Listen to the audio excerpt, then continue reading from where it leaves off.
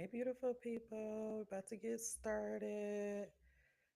Just want to make sure we're actually going live. Okay, perfect. All right.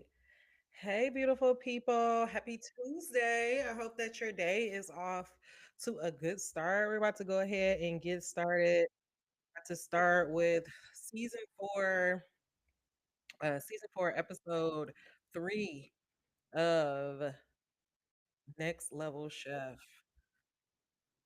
Y'all know I always trying to see myself now. I'm always see. Oh, I need to put that up. Give her reminded me. Okay, so let's see. Well, I guess it's going good. Okay. I would like to see it the other way. Oh, there we go. Perfect. Okay, perfect. I always like to just see myself. Alrighty. I hope that you beautiful people are doing well. I'm not going to waste any of your time. We're going to go ahead and get right on into it. We're talking all about Next Level Chef, season four, episode three, Pro Chef's Audition. Next Level Chef. All right. So the agenda for today, going to do a quick introduction, do the intention for the series. The intention for the series is just because I love Next Level Chef. I love cooking. I love talking about cooking. And so I decided to do this series to just show some love to the show that I love so much. I'm going to go ahead and introduce our mentors. Then we'll do our episode breakdown and end it with some predictions. Shout out to the two people in the chat. How y'all doing? All right, who am I? I'm Honest Am. I'm the creator of the Dear Showrunners podcast, Honestly Sis newsletters, and the Honestly Sis podcast. If you're interested in me, please make sure you go check out all of those entities. You can find me at www.honestlysis.com. All right, so our mentors, we know we have Chef Naisha Arrington, uh, Chef Gordon Ramsay, and then we have Richard Blaze. Right, Naisha has one win under her belt. Chef Ramsay have two wins under his belt, and Richard is trying to get one. And so this week we had our pro chefs. They came in and did the staff meals. Right away, we had everybody just, in the basement talking about how messed up the kitchen equipment is. I really don't like it's like, okay, at this point, we know the basement is bad, but I really don't like when the chefs are like, oh, I'm not used to this. This is not what I type to cook with. Like, girl, you in a competition. Like, y'all know what y'all's about to do. Don't nobody have time for that. So this level one staff meal is all about using leftover things. It really was the same challenge all the way across. They just did some minor tweaking for the pro chefs versus the social media chefs. And so this is all about using leftovers and repurposing them into a really good meal. And so in this first round, we had Austin. He grabbed this big ass cod head. We learned that Austin is from, I want to say Florida. And we also learned that he's been in the kitchen his whole life, and his manager actually ended up firing him for doing the show. And so we know that he has like an extra chip on his shoulder. It seems like Austin really wants to work with Richard Blaze. Richard wants to make him his first round pick. And so I do hope that they end up being together. I didn't like how Iman pretty much bullied Brandon out of his position. I'm like, girl, I wasn't really feeling Iman this first session, and I kind of feel like they kept her around for personality sakes because her food was just really not hitting on it. Like Iman has a Michelin star background, but now she's a cookie chef. So I'm like, I will say after watching this season, I mean, after watching this episode, I feel like we know who are going to be the top contestants and who are probably going to be the first ones to leave. And so during this first round, we had some lamb pasta, we have some chicken carcass, as you can see right here. This was a hot Cheeto curry, and then we had some, I think I want to say that Austin made that cod head into like a soup or a po type of dish. We had some steak bites. We had some fish tuna tacos with some poached fish, where we learned you are not supposed to poach fish because it only makes it more fishy. We had this leftover kind of hamburger taco. And then we had deep fried ribs from Ashley. Ashley was a private chef. She's also a black girl. But I could notice that in the midst of the competition, everybody was pretty much very composed, but Ashley was all over the place.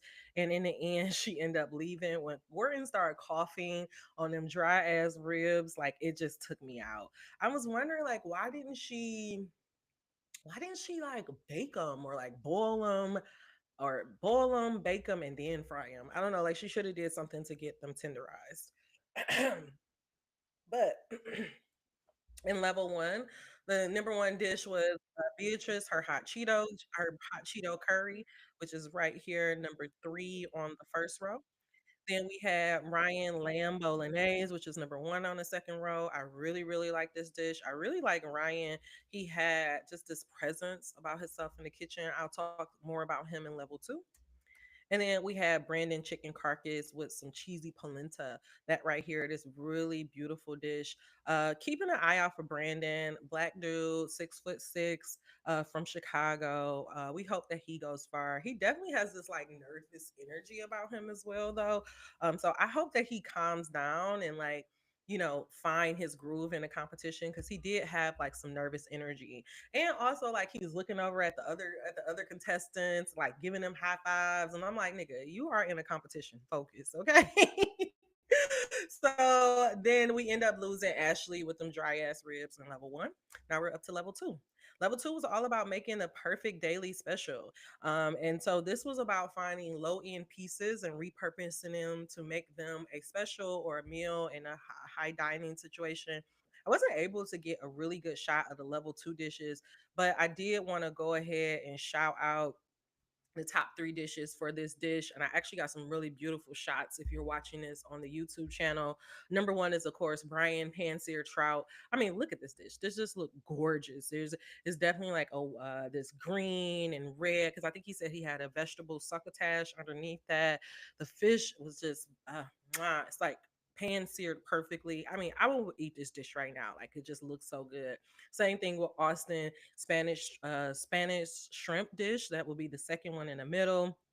It do look like it has some sauce there with some scallions and some, is that cilantro to kind of kick it up some heat. I would love to eat that. I do wish, I don't know if he had like some rice or something underneath that, but I do feel like it needed to be something more to make it a complete dish. So if you know what else is underneath this shrimp, please comment down below because I'm so curious about that. And then the last one is, of course, Brandon seared pork tenderloin. It looked, I mean, it doesn't look the best. I just this meat actually looks a little dry. But he did have one of the top dishes in this level. So in level two, the energy was just off. All the contestants was all over the place. Gordon even said at the end that they were all overthinking it. Brennan was the one who is a he is a he's a yacht chef, and so he's used to traveling yachts across the world and cooking private dinners for either rich people or celebrities or something like that. And Brennan was the one who made that remark that is in all of the previews, where he said, is anybody else feeling turned on right now? Brennan is definitely a part of the pineapple upside down community. Like his freaky ass. And honestly, I feel like he may have got kicked out of the competition because of this. But Brennan actually ended up buying a he ended up buying this I mean not buying this, he ended up picking a tri-tip, and because he took so long to start cooking it, he didn't have enough time and he wasn't able to finish it in time. And so we end up losing. Oh no, we kept Brennan. Brennan ended up staying this dish. But I definitely do feel like he was a part of the pineapple upside down community. uh, I really love Beatrice. Beatrice was the one who is the youngest. She's 18. She started cooking in her mom's kitchen and then started moving on to working in Top Chefs. She's the one who did the Cheeto curry in this dish. But in this level, this second round, like I feel like they pushed her along for personality reasons because she basically made a fancy hamburger helper. Plus, she put ground beef in the fryer. And I'm like, I ain't never in my life had no deep fried ground beef. But anyway, she ended up making it. And then, Richard, I mean, I don't want to say Rich. Yeah, Richard said something that was very interesting. He said that there's three of these chefs that has pro chef energy. And he said one was Ryan, the other was Austin, and the third one was Beatrice. Mind you, Beatrice has both. She had dropped her dish. She didn't really do a good second. She didn't really do a good second dish. And then I want to say, like, yes, she did better on the third level, but I feel like the reason why Richard is losing is because he has like personality.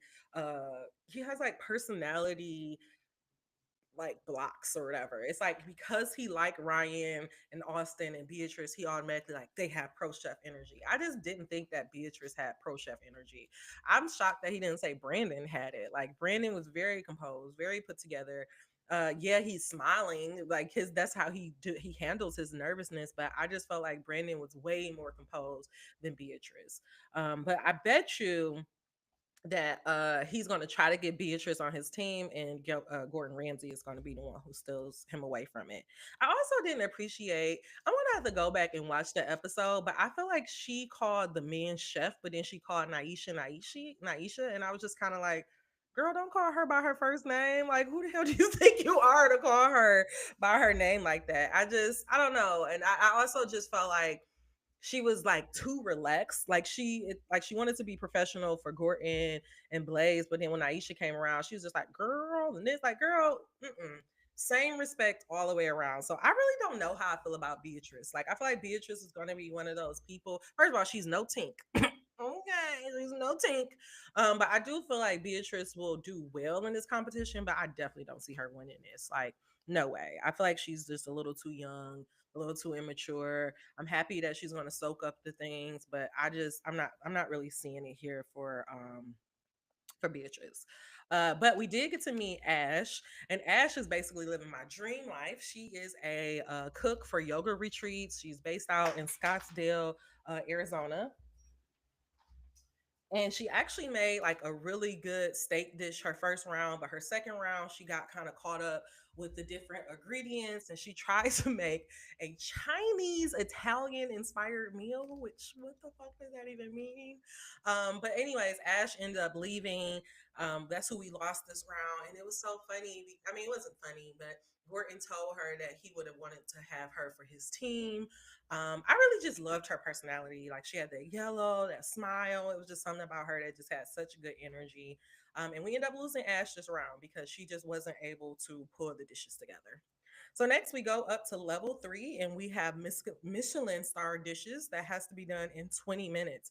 And so one thing I really loved about Brennan is that he learned from his first dish and was just like, okay, I can't do a tri-tip because that's going to take way too long. And so he ended up doing these fish prongs.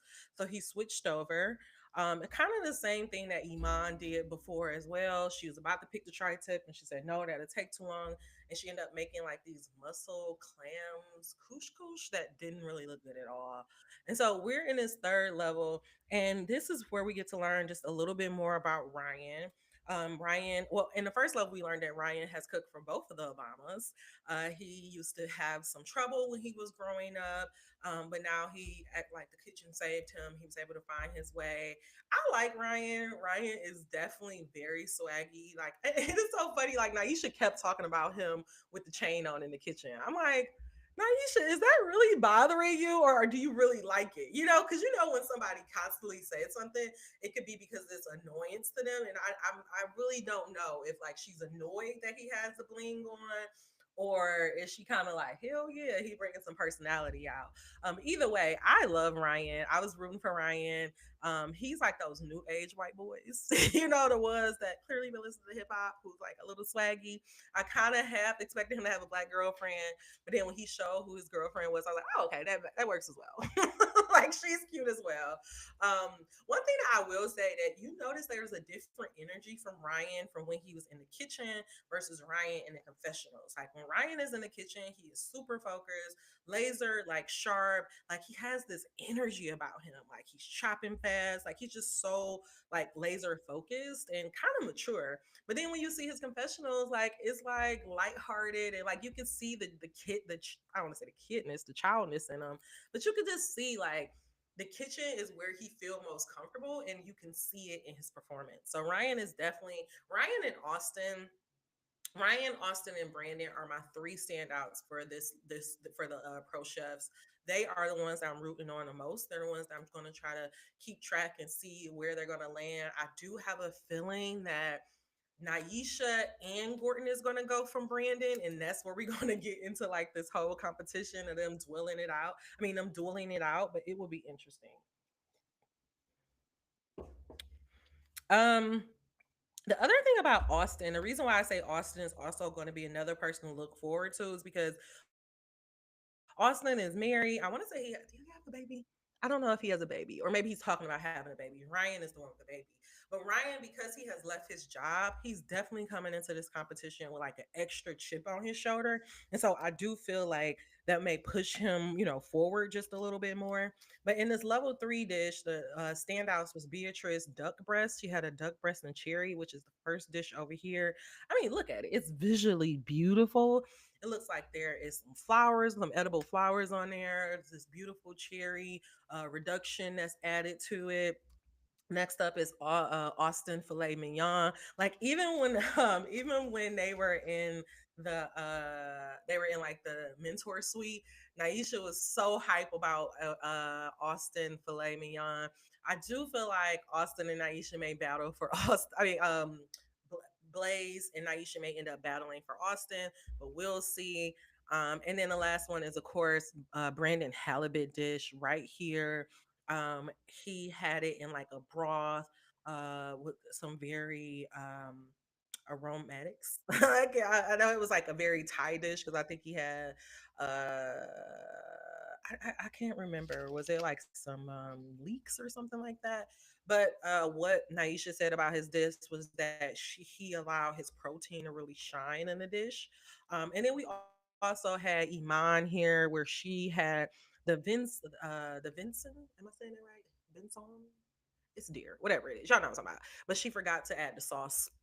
But they pushed her over they pushed her over Brennan because Brennan didn't complete his dish. Like his peas was overcooked and he pretty much just focused on the prawns. And so we lost pineapple upside down Brennan this round, leaving us with the top chefs of Austin, Ryan, Patrice, um, Ryan, Patrice, Brandon, and who is that last person? There's one more person. Hold on. Who was that last person? Austin, Ryan, Patrice. Oh, Iman, the one I don't like. That's why I didn't forget. So we in this level, and we have Patrice, we have Austin, we have Brian, we have Ryan, and Iman all going into the draft. So now, final thoughts. All right, life advice that we got this week. So in level two, Ash was cooking her chicken thighs, and Chef Naisha asked her, "Hey, so how are your chicken thighs?" She's like, "I hope that they're good." She's like, "I hope that they're good." And Naisha said, "Don't hope that they're good. Know that they're good. Your destiny is in your hands." And I think that's just not only for us and who are aspiring for things in life. If you are a chef or if you are just a creative trying to make it, we have to realize that our destiny is in our hands. And so it's so important that you go above and beyond to make sure that you're doing all of those things that you can do for yourself to make sure that it's the best that it can be. And so a good example of that is I am a writer. I have been working on this thriller murder mystery, this thriller for like the last 10 years. And I can say for a long time, I was embarrassed that I was working on this book for a long time. But I can honestly say in every single draft, I learned something different. This last time, I recently got a developmental edit. And I don't regret anything about that because it's actually teaching me how to work my craft. It's teaching me how to tell stories and how to be the best storyteller that I can be.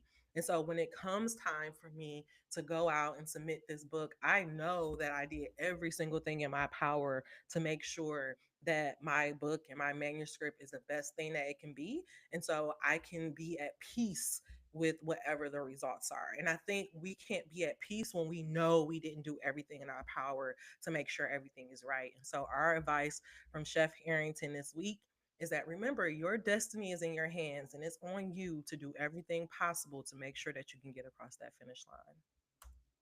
Mentor beef. So we got to keep our update on our mentors.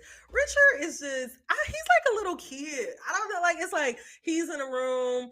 They when they in the second chef, when him and Gordon Ramsay in the room, he like, ooh, if I had to make a pick right now, I'm gonna pick Austin. And Gordon is like, he's like, your first pick is like very important. I'm not saying anything. I'm keeping my cards to my hand. Then when Naisha and Gordon was in there, Naisha was asking him, hey, so who you looking at? He's like, I'm not telling you because you'll go behind him and get it. And it's like, meanwhile, Richard is like, I like him and I like her. And I'm like, that's why you losing. You just tell everybody all of your stuff. But it's still so cute how they're still, playing up this mentor beef and how Richard is just like he just keeps going at me and going at me, keep talking about me never winning. And so let's just keeping our eye out. I do want Richard Blaze to have a much better season, especially because like I'm rooting for him since I know him from like Top Chef. Like he was like the original OG competition chef. And so we just want to see him break out and win this season, but not over Chef Harrington. Prediction. So I still feel like our winner is in the home chefs. I do still feel that way. I mean, comparing these chefs to the home chefs again, home chefs, there is something about them, like they just have this level of professionalism to them, this level of focus to them, that I still feel like the home chefs is going to be the one who take it. But I will say Ryan, Austin, and Brandon is going to be in that top 8, so maybe they may fight one of them out for that top 5. But I do feel like Iman will be leaving soon. I feel like Beatrice is going to eventually fall off. And then I feel like we'll lose at least half of the social media chefs. And that's how we're going to end up with our tops. But who do you think? Who's going to end up on Gordon Ramsay teams? Who do you think it would be his top pick? Write that down below. I definitely think that Blaze is going for um, I think Blaze is going to go for Austin first, and I feel like Chef Arrington is going to go for Natalia from the home chef first, the one else from California, got that Mexican descent. It's some homegirl energy going on, and some synergy with them. So those are my predictions. What do you think about yours? Comment down below, and I may go ahead and talk about them on this next episode. And so I think now I'm feeling really good about this. I'm gonna do one more week, but I think we're really gonna start leaning towards Tuesday, making Tuesday at 12 o'clock Eastern time. That's gonna be our recording time. That's what I'm really thinking about sticking to. Again, make sure that you're following www.honestlysis.com if you want to just have that event to put on your calendar. I am going to put it down there. I'm going to try to do it one more week and see if I can hit this Tuesday. And if I can do it, we're off to the races. All right, wrapping it up. I want to finish wrapping it up with my Hulu show suggestion. Sterling K. Brown is still acting his ass off. He is still acting his ass off on Paradise. We finally got to see the day that the world ended, and James Marson, aka Cal, you were the fucking president that we needed.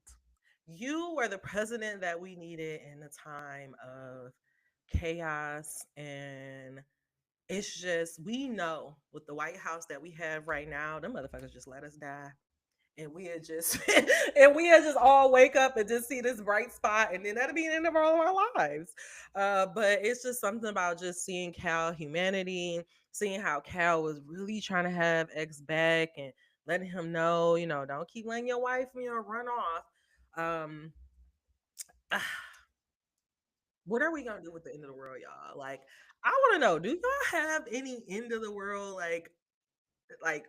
programs or processes in place? I just feel like in the United States, I do not trust our government so much that I feel like we have to have a plan in place. And so my mission for this year is to get a evacuation plan together for my family so that we know when shit goes down where to go, where to be at. I talked to my dad about it. We go be where whoever got the most guns. I'm going to start because hello, guns are going to be important for the end of the world. And I'm also about to just start taking shooting classes because I just feel like we need to be prepared. Like this show had gave me so much anxiety that I was like Googling, can a tsunami hit the United States? Like, what's going to happen? Next, okay, after we finish Next Chef, okay, Next Level Chef, do y'all think we should talk about this show? Would y'all like a breakdown of Paradise? Let me know, comment down below, okay? All right, y'all. Thank you so much for kicking it with me on your lunch break or wherever you may be at. We're going to come back. I will see you next Tuesday. We're going to talk about this draft. We're going to see where everybody ends up. And then we'll see how these episodes will break up. Because I feel like I finally found my groove on how to record these.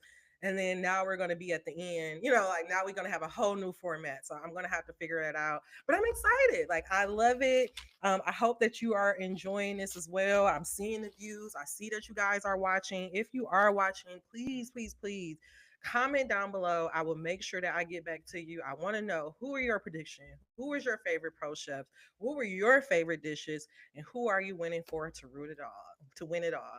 All right, y'all. Until we meet again, dream those dreams. Never let the internet rush you, and never ever let someone tell you what you cannot do. My name is Honest Am.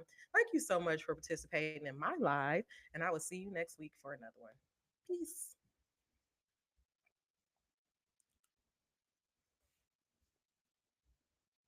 Bye.